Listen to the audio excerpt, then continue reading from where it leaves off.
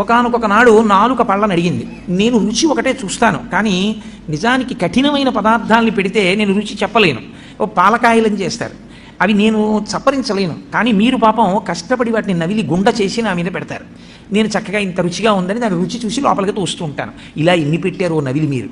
కాబట్టి మీరు నాకు ఎంతో ఉపకారం చేశారు, మీతో కలిసి ఉన్నందుకు నాకు ఈ ప్రయోజనం వచ్చింది. మీకు నేను ఏదైనా ఉపకారం చేద్దాం అనుకుంటున్నాను. కాబట్టి మీకు నేనేం ఉపకారం చేయగలను చెప్పండి. మీరు 32 మంది, నేను ఒక్కదాన్ని. 32 మంది కలిసి నాకు ఒకదానికి ఉపకారం చేస్తున్నారు ఇన్నాళ్ళ నుంచి. నేను ఒక్కదాన్ని మీ 32 మందికి కూడా ఏదైనా ఉపకారం చేస్తాను, ఏం చెయ్యమంటారని అడిగితే పళ్ళు అన్నాయి, మాకు నువ్వు చెయ్యగలిగిన ఉపకారం ఒకటే, మేము పెట్టినదంతా తిను చక్కగా, పనికిమాలిన మాటలు మాత్రం మాట్లాడకు. ఎందుకంటే నువ్వు పనికిమాలిన మాటలు మాట్లాడడం వల్ల ఊళ్ళో వాళ్ళు అంటున్నారు నీ పళ్ళు రాలగొడతానంటున్నారు. మేము చేసిన తప్పే, మాట్లాడింది నువ్వా, రాలవలసింది మేమా?